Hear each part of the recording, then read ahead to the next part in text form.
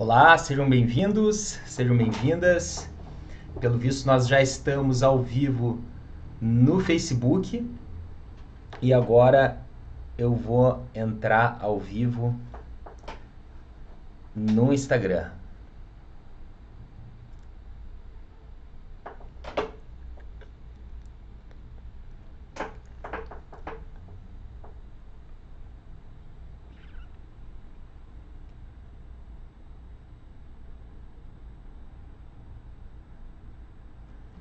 Deixa eu colocar aqui. Ao vivo. Live número 26. Nutricionais da bariátrica. Pronto. Eu acho que agora deve funcionar corretamente. Verificando.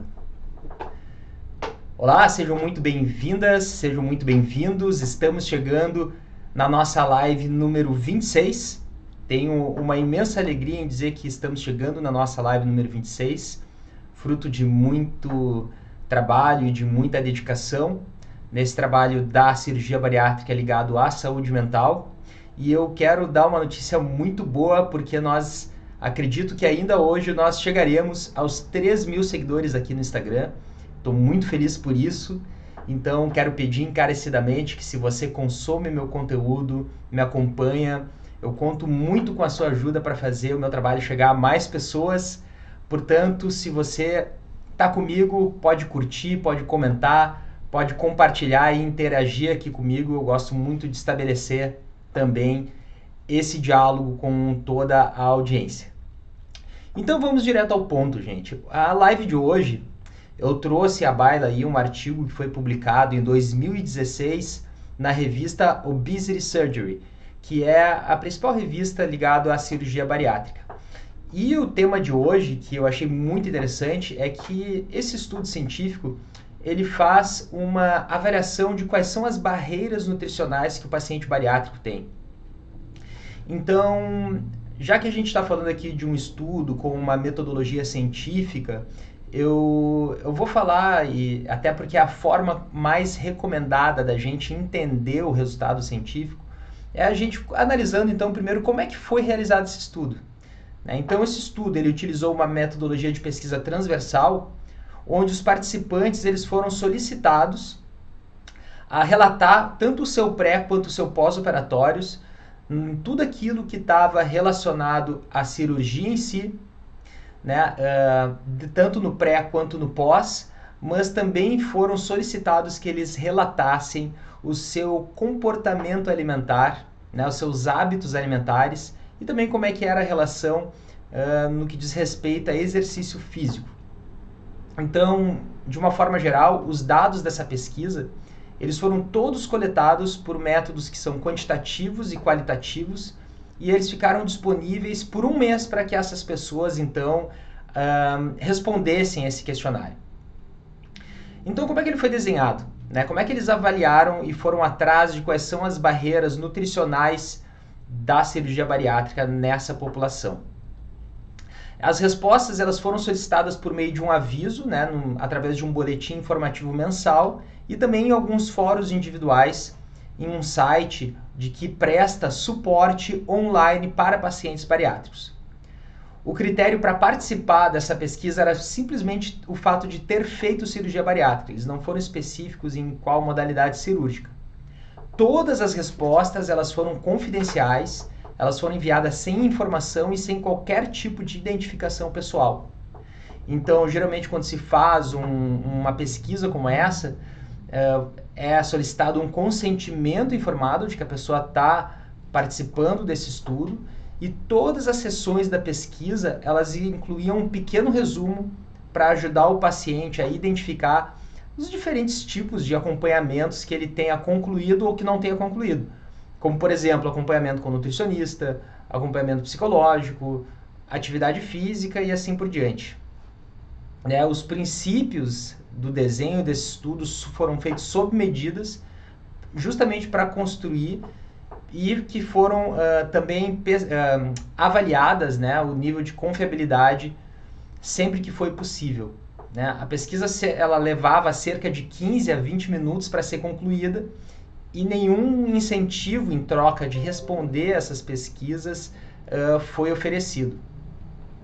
Então, gente, vamos lá, assim, para examinar as barreiras nutricionais depois da cirurgia bariátrica, os participantes foram, por exemplo, questionados com a seguinte pergunta.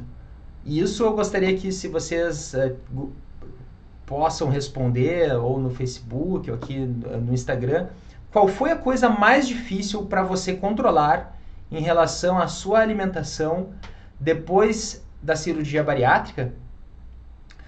Uma caixa de texto foi aberta, ela foi fornecida para que esses participantes pudessem responder, a fim de obter um resultado um pouco mais aprofundado sobre quais são as barreiras, afinal de contas, que o paciente bariátrico percebe.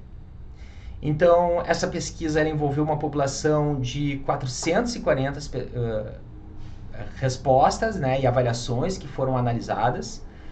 E os participantes eles também foram questionados com a seguinte pergunta: quais foram as estratégias que foram mais benéficas ou que foram mais úteis para você depois da cirurgia bariátrica? Essa pergunta é feita para avaliar qual foi a estratégia utilizada pelo paciente no pós-operatório que ajudou ele a controlar a alimentação e os aspectos nutricionais depois da cirurgia bariátrica. Então, os participantes eles só conseguiram acessar e responder essa pergunta se eles haviam indicado anteriormente que eles tinham recebido algum tipo de consulta ou que eles tinham recebido também algum tipo de aconselhamento relacionado ao manejo da nutrição.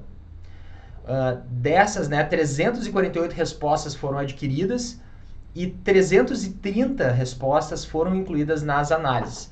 A gente pode dizer que é uma população relativamente pequena, mas que acho que traz alguns insights valiosos para a gente pensar um pouco sobre as questões e as barreiras nutricionais da cirurgia bariátrica. As respostas dos participantes elas foram examinadas, né, usando conduções indutivas. A análise ela é um método qualitativo em que os pesquisadores eles agrupam dados que têm um significado semelhante em categorias a fim de ter uma melhor visão desses fenômenos. Então, essa pesquisa ela foi conduzida por 3 autores, né? E cada um dos 3 autores eles completaram essa codificação aberta e independente que eram absorvidas das transcrições, que por sua vez eram as respostas dos participantes, e a partir daí eles foram criando algumas subcategorias conforme fosse necessário para abranger e também para descrever os dados que eles foram coletando.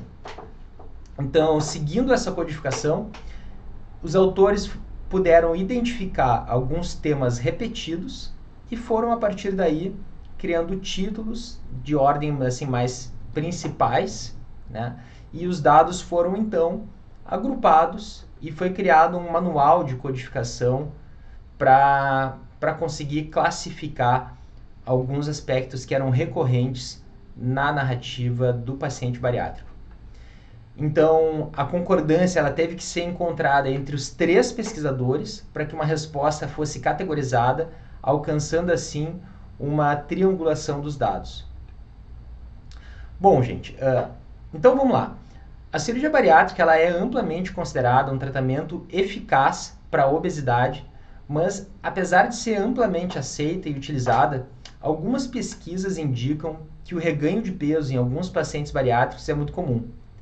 Em alguns estudos, aproximadamente de 20 a 30% dos indivíduos não atingem a perda de peso pós-operatória, que costuma ser mais típica, ou de alguma outra forma recuperam o peso. Geralmente, esse fenômeno acaba começando no 1º ou no 2º ano após a cirurgia bariátrica. Os principais contribuintes para que esses resultados sejam mais negativos podem ser os comportamentos alimentares e a dificuldade de aderir a uma dieta pós-operatória que é restritiva. A pesquisa ela mostrou uma baixa adesão a essas recomendações nutricionais após a cirurgia, incluindo o aumento no consumo geral de calorias, incluindo o aumento da porcentagem de calorias que são vindas de doces, que são vindas de sobremesas, e uma leve diminuição do consumo de proteínas ao longo do tempo. Quando a gente faz, existe uma pesquisa que fez uma revisão do comportamento alimentar em 200 indivíduos, né? E o que eles acharam nessa pesquisa é que mesmo aqueles indivíduos que inicialmente eram descritos como altos na adesão à dieta, a gente pode observar nesses pacientes que inicialmente eram de alta adesão, um declínio significativo na adesão à dieta pós-operatória ao longo das 92 semanas em que esse estudo foi feito. Então, a adesão à dieta, ela também é capaz de predizer, né, a perda de peso, onde aqueles que são altamente aderentes à dieta chegam a perder aproximadamente 43% do peso corporal após 92 semanas, quando comparado com outras pessoas que chegaram a perder quase 38% do peso corporal para aquelas pessoas que foram classificadas de baixa adesão às recomendações nutricionais. Ainda falando um pouco sobre o longo prazo, né, uma outra pesquisa ela descobriu que de um grupo de 100 pessoas que fizeram a cirurgia bariátrica, 85% ganhavam peso de volta na marca de 5 anos depois da cirurgia bariátrica, sendo que mais da metade, né, cerca desses 84% que ganharam peso de volta, mais da metade recuperavam mais de 10% da perda do peso mínimo depois da bariátrica. Ou seja, eles recuperavam mais de 10%, o paciente chegou no seu peso mínimo e ele reganhava mais de 10% do peso mínimo após a cirurgia.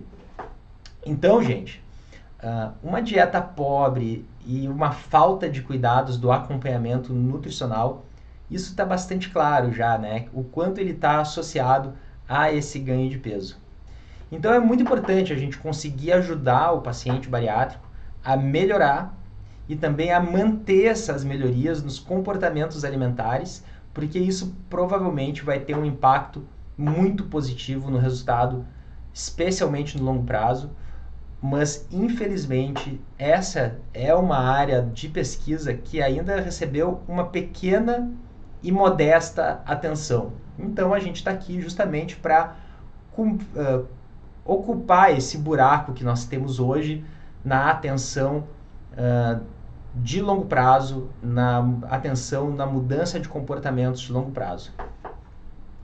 Quando a gente faz uma revisão, né, dos resultados de pacientes bariátricos, por exemplo, lá da Inglaterra, né, o que a gente descobre lá no Reino Unido é que a maioria das pessoas entrevistadas, mais da metade teve dificuldade em tolerar determinados tipos de alimentos, mesmo mais de 2 anos após a cirurgia bariátrica. Então, a experiência que ele narra é que não foi só um momento inicial, mas mesmo 2 anos depois, algumas restrições alimentares elas ainda permaneciam. Além disso, né, quase metade das pessoas que foram entrevistadas, elas relataram sentir fortes desejos por comida e quase 50% dos pacientes identificaram algumas dificuldades para comer, aquele comer mais emocional, aquele comer mais para se sentir confortável. Então, dado que, em média, essas pessoas tinham entre 2,4 anos de pós-operatório, vai ficando cada vez mais claro que os pacientes eles vão enfrentando dificuldades, especialmente com o comportamento alimentar, um comportamento alimentar positivo que possa trazer benefícios e uma perda de peso sustentada, mesmo depois deles terem passado esse estágio mais restritivo da dieta pós-operatória, que é aquela progressão famosa que nós conhecemos. Dieta líquida, dieta pastosa, dieta branda, até chegar a uma dieta regular. Alguns estudos anteriores eles já observaram, né, fizeram uma revisão de determinados comportamentos alimentares depois da bariátrica, onde muitos pacientes acabam lutando com o que a gente chama na área da saúde mental de uma restrição cognitiva, que é essa capacidade da gente moderar os esforços para a gente limitar o consumo, o esforço cognitivo que nós fazemos para não consumir um determinado alimento e conseguir manter a perda de peso, né? Ou ainda a desinibição, ou essa restrição cognitiva que impede uma falta de controle sobre o consumo de algum alimento.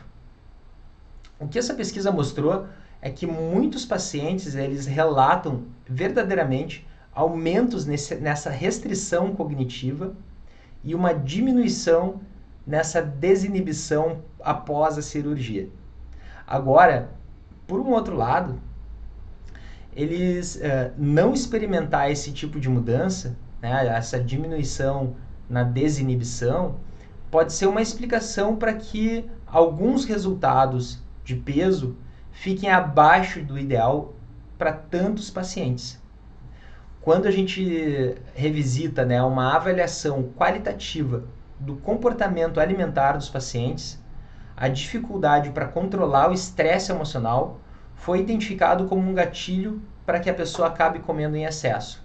E o que pode acabar sendo um fator que torna essa restrição cognitiva, que a gente vai falar um pouco mais adiante sobre ela, então venham comigo, ela é mais difícil de manter e pode levar alguns pacientes justamente a perder o controle da ingesta alimentar. Uma conclusão, para vocês terem ideia, que foi tirada nesse estudo, é que um maior suporte para esses pacientes, em vários níveis, não só no pós-operatório imediato, pode ajudar o paciente a manter a perda de peso e a prevenir a recuperação do peso no longo prazo. Algumas pesquisas, elas também mostram que a adesão a esses cuidados básicos, né, mesmo quando são oferecidos, a adesão acaba sendo muito baixa. E acaba fazendo o que? Limita as oportunidades de médicos, de nutricionistas, de psicólogos, de dar um suporte eficiente para o paciente. Então é fundamental que a gente compreenda quais são as barreiras específicas da população bariátrica e como é que é a percepção dessa experiência do paciente com o serviço de apoio que foi recebido para ajudar, afinal de contas, a controlar a dieta pós-operatória, que são cruciais para ajudar e a melhorar ainda mais essa prestação de cuidados e os resultados da perda de peso. Bom, gente, vou tomar um gole d'água aqui.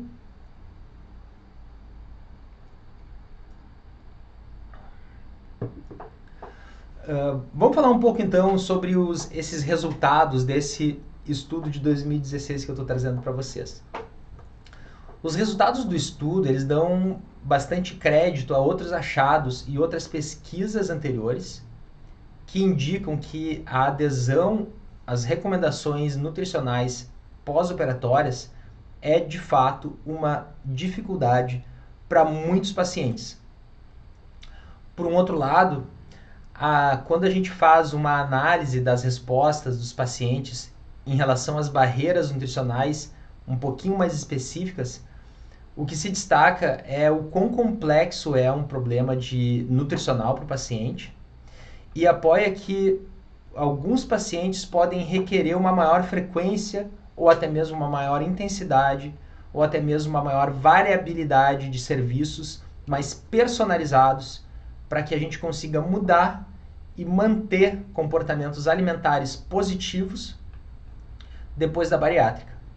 Ao longo da análise dessas respostas que foram dadas por esses pacientes, foram identificadas algumas barreiras alimentares comuns no controle do peso, incluindo, por exemplo, a falta de tempo, vocês podem dizer se vocês sofrem com esse mal, né? A dificuldade para jantar fora, e o Bariatricamente tem inclusive um guia para jantar fora e socializar sem culpa, então é realmente uma coincidência aqui, e a falta de suporte, que é o que a Nação Bariátrica, através do Bariatricamente, oferece, né? Que é o apoio, esse suporte pós-operatório. Além disso, foram bastante evidentes alguns temas relacionados a outros tipos de barreiras, como ter controle, né, ter um controle adequado da porção que se serve, algumas dificuldades de modificar hábitos alimentares negativos que a pessoa está acostumada a manter ele por longa data, ou até mesmo evitar certos tipos de alimentos, ou seja, carboidratos hiperrefinados e açúcar, ou ainda dificuldades para a gente conseguir obter os macronutrientes recomendados, especialmente a proteína, isso eu falo extensamente dentro do programa, né? Tudo para que realmente a pessoa consiga aderir a essas restrições nutricionais pós-operatórias.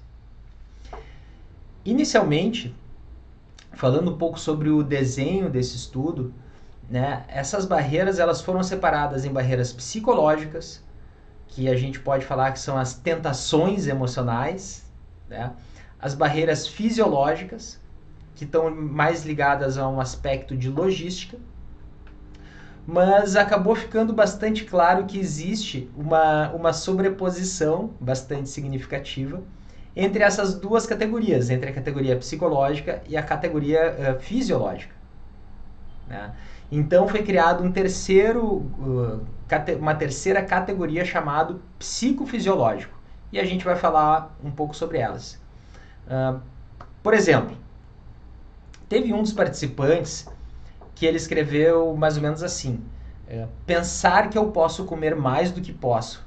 Isso não é uma coisa ruim, mas foi muito difícil de ajustar o tamanho das porções realmente pequenas, né? Responde isso quando em resposta à solicitação de qual é a barreira alimentar que ele encara, então. Essa resposta que eu mencionei, ela é bastante ilustrativa do meu ponto de vista, porque ela ilustra como a natureza da dieta pós-operatória, às vezes ela é tanto mental, mas ela também é física, tanto uma quanto outra. O tamanho reduzido do estômago, ele torna mais difícil comer tanto quanto o paciente costumava fazer, mas mudar o hábito de consumir grandes porções também é um dos aspectos difíceis, né? O comentário de outro paciente traz um pouquinho mais de clareza para essa questão, porque lá pelas tantas ele responde assim: nos primeiros meses após a bariátrica, as suas tripas elas estão se curando e você realmente não pode comer muito. O açúcar e a gordura causam um efeito de dumping, só que quanto mais o corpo vai curando, mais quantidade e variedade você é capaz de comer, e esse é, na opinião desse paciente, a parte mais difícil. É quando você tem que usar o seu cérebro e dizer não. Claramente, né, a gente sabe que a biologia, a restrição anatômica da cirurgia, ela vai limitar de forma bem importante tudo aquilo que o paciente pode comer, principalmente no início. Mas com o tempo, né, muitos pacientes vão descobrir que a tolerância a determinados alimentos pode ter contribuído e muito para o aumento do peso, tanto pré-operatório quanto pós, e que o paciente descobre que esses alimentos eles podem ser consumidos progressivamente em quantidades maiores. E o que acontece? À medida que isso vai acontecendo, o paciente ele vai necessitar de maior nível de restrição cognitiva, né, que é se reprimir para não consumir determinado alimento, para conseguir aderir à dieta recomendada. Tem um estudo muito interessante que foi descoberto que os níveis pré-operatório de restrição cognitiva, que é essa força que a gente tem que fazer de evitação, elas estavam associadas à porcentagem da perda de peso pós-operatória. Então, os pacientes que tinham uma maior capacidade de limitar a ingesta de alguns alimentos, eles acabaram sim perdendo mais peso. Mas por um outro lado, se o paciente não teve essa capacidade de organizar o seu dia a dia, né, e também não teve ajuda para aprender em como mudar os hábitos alimentares que já são existentes ou como controlar melhor o comportamento dentro de um ambiente, o que a gente denomina de obesogênico. Então, muitos pacientes vão acabar lutando com a recuperação do peso no pós-operatório. Como teve um participante desse estudo, ele fala uma coisa muito interessante, né? Ele disse que a dificuldade estava em mudar os hábitos alimentares e faz a menção ao velho cachorro de Pavlov, né? Do estímulo-resposta que continua criando esse hábito vicioso, né? Esse ciclo vicioso. Para quem não sabe, a categoria, o cachorro de Pavlov, ele trabalha muito com a ideia da antecipação, né? Então, assim, você toca um sinal e dá a comida, toca um sinal e dá a comida.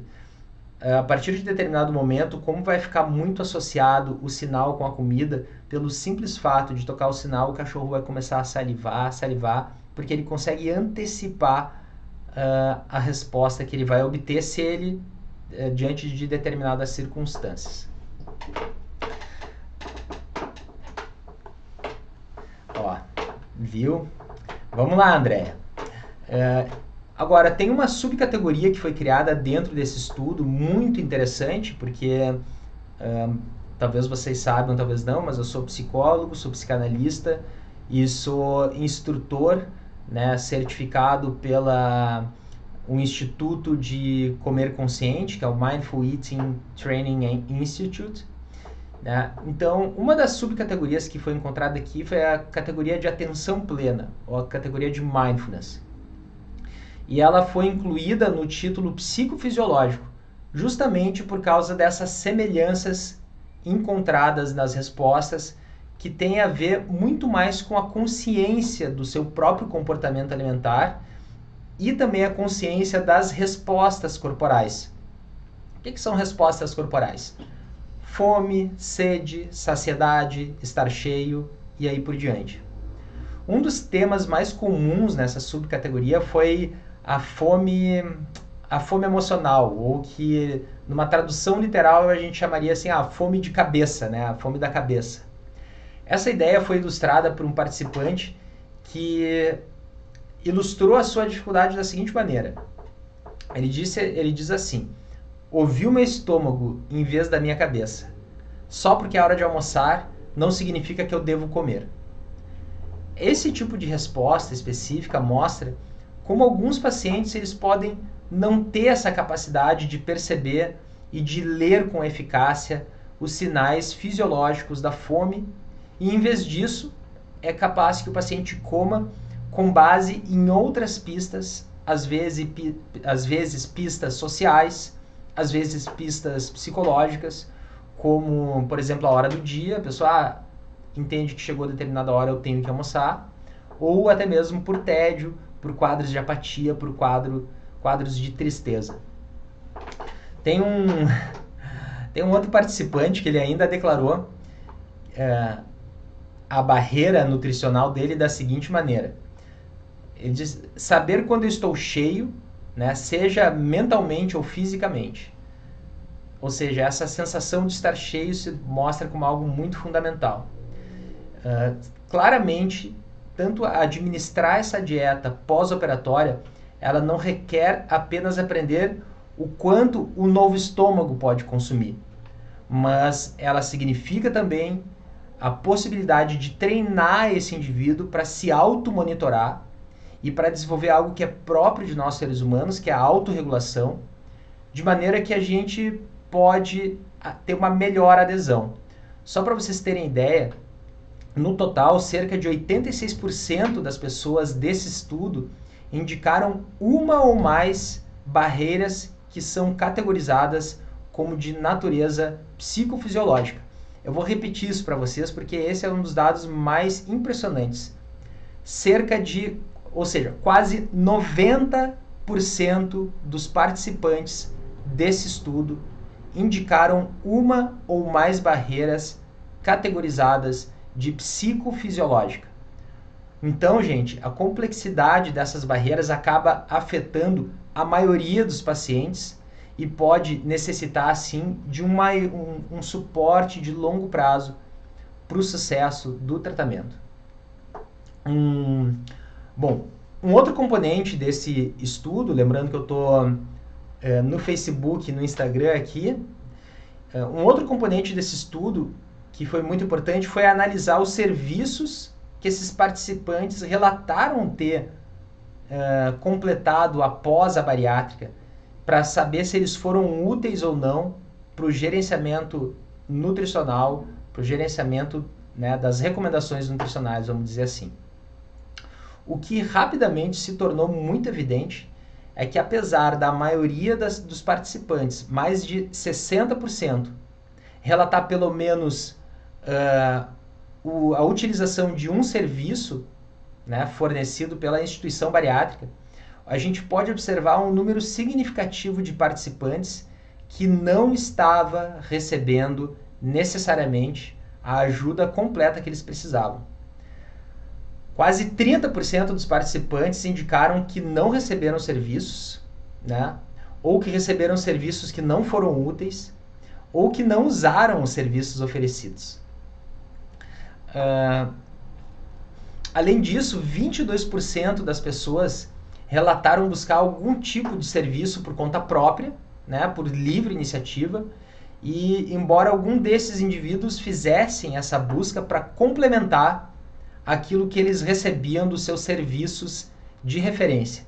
E isso é uma coisa que eu quero deixar muito claro aqui para todos vocês. O Nação Bariátrica ele não tem a pretensão de substituir qualquer serviço bariátrico. Ele é um complemento muito potente, né, com evidências científicas aí já bastante contundentes no tratamento da compulsão, e ele é um complementar ao acompanhamento que vocês devem fazer com a equipe de referência de vocês. Então, só para vocês terem ideia, assim, né, essas pessoas então que buscaram outros serviços para complementar o próprio serviço que recebia na sua instituição bariátrica, muitos relataram ter solicitado porque eles não tiveram o apoio adequado da equipe no pós-operatório. Por exemplo, um dos participantes desse estudo, ele declarou que não teve nenhum tipo de suporte e que, na verdade, ele fez muitas pesquisas na internet, acabou lendo muita coisa e, na opinião dele, ele acha que essas informações foram as mais benéficas para a adesão, para conseguir superar algumas barreiras nutricionais. Infelizmente, alguns participantes descobriram que, embora os membros da equipe estivessem disponíveis no pós-operatório, eles podem talvez não ter sido muito bem treinados para auxiliar o paciente bariátrico e as suas barreiras ou problemas específicas.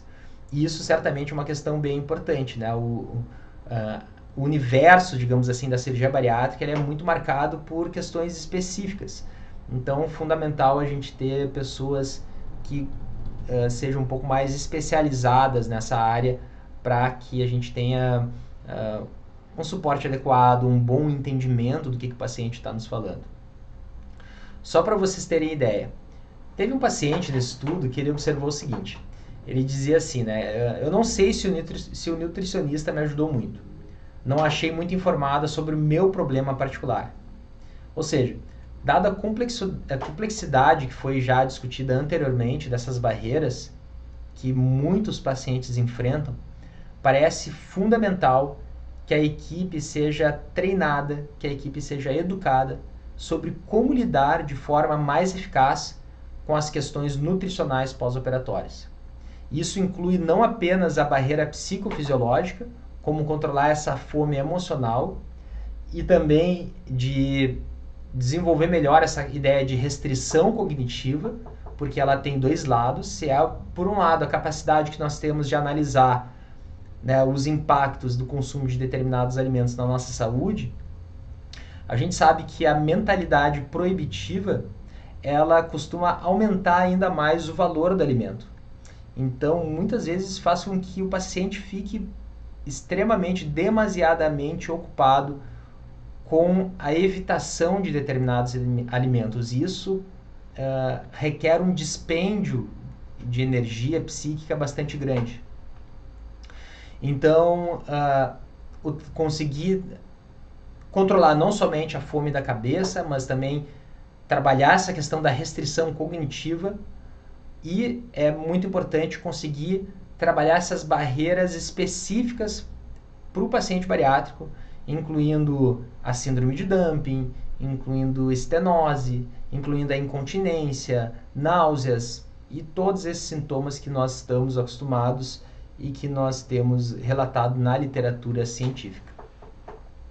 Bom, uma outra coisa que eu queria comentar com vocês é que os pacientes que relataram serviços úteis que foram prestados pelas suas equipes, eles citaram com mais frequência os serviços pessoais, né, individualizados, como os encontros com os e as nutricionistas, que foram benéficos, só que essas consultas estavam mais frequentemente relacionadas à obtenção de conhecimento, à obtenção de apoio e de suporte, ou dos dois.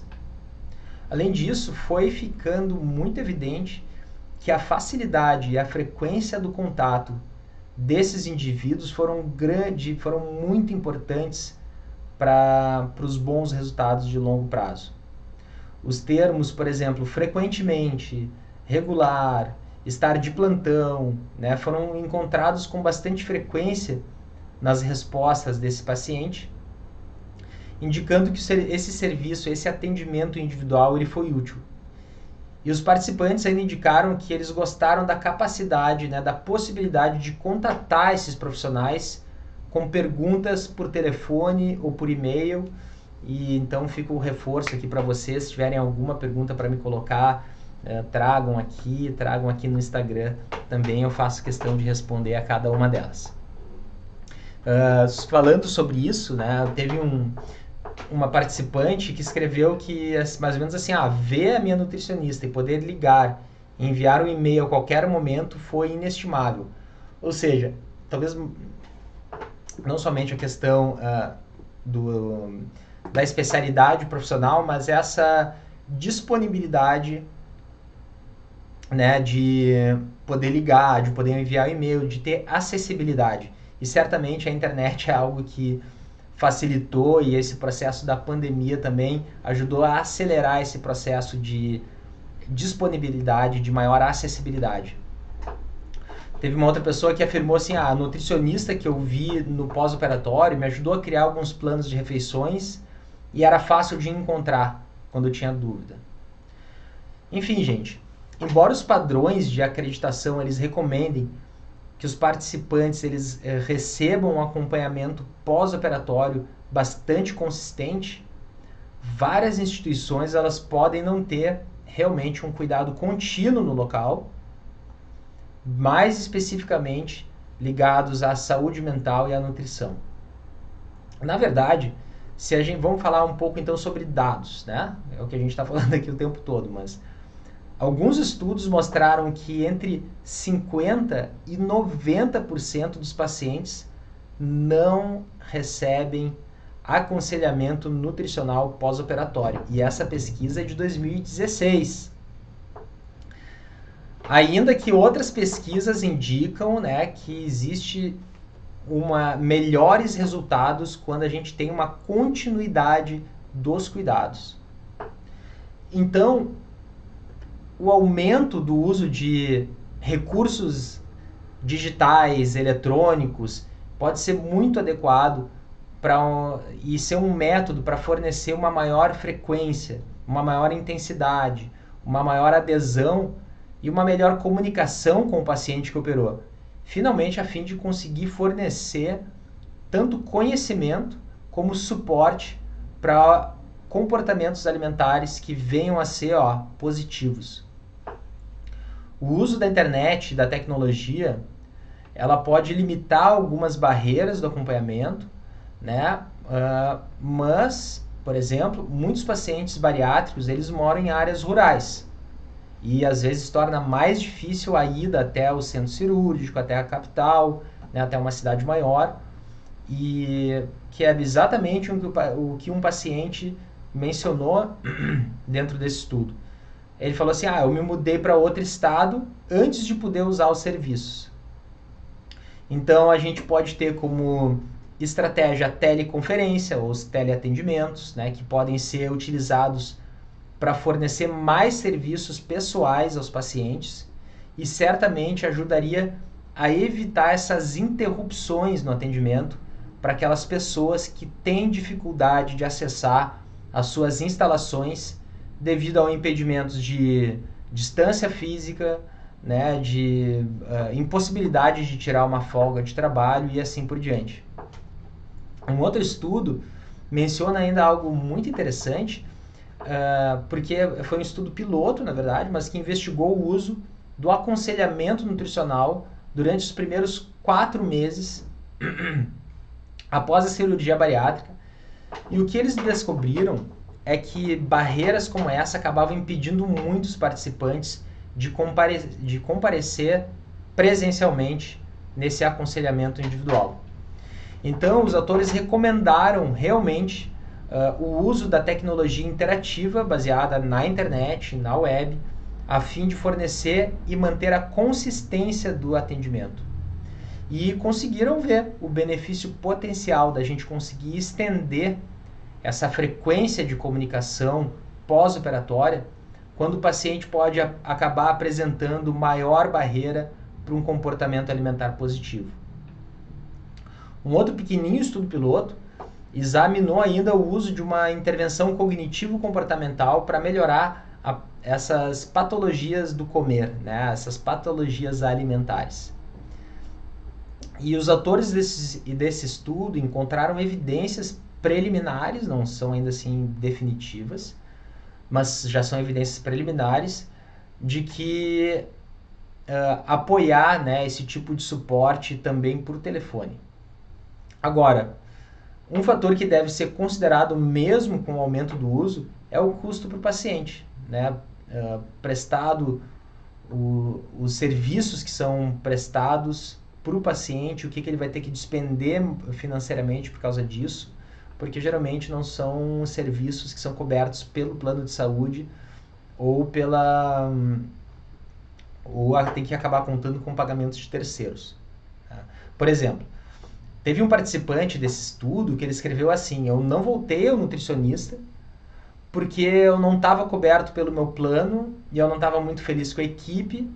Ao mesmo tempo teve uma outra pessoa que disse eles têm um programa por 1 ano de consultas telefônicas de 30 minutos com um nutricionista registrado, né, que essas ligações começaram cerca de 1 mês antes da cirurgia e continuaram até quase 1 ano depois.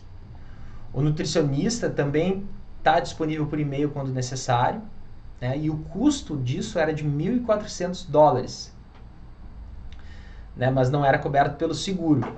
Mas a pessoa achou muito valiosa, assim como a maior parte das pessoas que participavam desse grupo de apoio bariátrico. Ou seja, o aumento da continuidade do cuidado entre a equipe e o paciente tem a oportunidade de ajudar a melhorar os resultados, mas pode não ser viável para todos os pacientes, né, já que isso não é coberto por alguns planos de saúde. Certo, gente? Vou tomar um golezinho d'água aqui. Bom, gente, esse estudo ele teve várias limitações também. É importante falar sobre isso, porque o campo da ciência se trata disso mesmo. Em primeiro lugar, a amostra ela foi composta principalmente por mulheres brancas que relataram um alto nível de sucesso da perda de peso. Embora ainda seja amplamente representativo da população bariátrica como um todo, a percepção dessa amostra sobre o sucesso da perda de peso pode ter impedido um pouco a habilidade do participante de lembrar com um pouco mais de precisão quais eram, afinal de contas, as barreiras associadas tanto à dieta quanto à nutrição. Além disso, esse exemplo ele pode ser um pouco tendencioso por causa da falta de solicitação de um site de suporte online que fizesse isso continuamente. Né? Os participantes desse estudo, eles podem ter sido mais aptos a citar alguns serviços baseados na internet, que foram buscados por conta própria, devido ao fato de que eles utilizavam já de alguns grupos que fazem esse tipo de discussão na internet. Então, até o momento, existe apenas uma pequena quantidade de literatura específica para a barreira nutricional entre pacientes bariátricos, e esse estudo ele acaba adicionando de forma importante, né, esse corpo de pesquisa, dada a metodologia que foi utilizada, né, e também o número de participantes incluídos. Uma limitação final desse estudo, né, é inerente às metodologias qualitativas, que é a questão da subjetividade que a gente tem ao analisar esses aspectos. Então, para reduzir os efeitos dessa limitação, cada um dos 3 autores completou a sua codificação de forma independente, né, e uma anuência desses 3 autores teve que ser encontrada para que a gente pudesse categorizar como barreira interna, barreira externa e barreira nutricional. Então, a conclusão que esse estudo chega é que os tratamentos bem-sucedidos para a obesidade, como a bariátrica por exemplo, elas vão continuar sendo um foco de pesquisa, né? A gente tem padrões aí de obesidade crescendo gravemente, né? E as perspectivas futuras ainda não são muito positivas, mas quanto mais se aprende sobre a natureza crônica da obesidade como doença, os tratamentos provavelmente vão começar a incluir profissionais mais multidisciplinares, como é o caso da nação bariátrica. Tá certo, gente? Então, quero agradecer a presença de todos e de todas, os comentários. Temos aqui, a Patrícia falou, eu vou precisar desse suporte a longo tempo. A Andrea falou, que medo, vou operar dia 25 e o medo do pós causa pavor e vontade de desistir. Então é importante mesmo ver se você está preparada e a sua disponibilidade para nesse momento. Lembrando sempre que a cirurgia bariátrica, por característica, ela não é uma cirurgia de urgência, gente, né? Ela é uma cirurgia eletiva, então a principal vantagem que o paciente tem é a possibilidade de poder se preparar para um procedimento desse porte e poder avaliar a sua condição para saber se está realmente apto ou não a empreender numa cirurgia que tem um impacto, tem seus lados positivos, tem suas barreiras, como nós vimos na live de hoje, e quanto melhor a gente consegue se preparar e também desenvolver isso que está citado aqui no estudo, que é uma consciência alimentar ainda maior, parece que a gente tem uma probabilidade também maior de sustentar os resultados no longo prazo. Tá certo, gente? Então, acho que a live número 26 se encerra por aqui. Quero agradecer a companhia de todos vocês. E lembrando que essa live ela fica no ar por um dia agora e depois ela se torna conteúdo exclusivo da área de membros, tá certo? Um grande abraço, fiquem ligados porque agora dia 7, 8 e 9, que vai ser sábado, domingo e segunda, nós temos a websérie da Mente Bariátrica. Se você não se inscreveu ainda, eu te convido a entrar no link da bio aqui do canal do Instagram ou ainda do Facebook. Se inscreva, realmente conteúdo imperdível. Tem para as pessoas que se inscrevem, eu dou a possibilidade de participar também do canal do Telegram. Eu também estou mandando algumas perguntas e alguns conteúdos importantes para lá. Lá eu também vou compartilhar alguns PDFs dos episódios que eu vou apresentar. E acho que esses são todos os recados que eu tinha para dar hoje para vocês. Tá certo, gente? Então, um grande abraço. Se tiver alguma dúvida, escrevam, curtam, comentem, compartilhem, que eu quero, até o final do dia de hoje, ver se a gente consegue chegar até os 3.000 seguidores. Tá certo? Um grande abraço e até a próxima.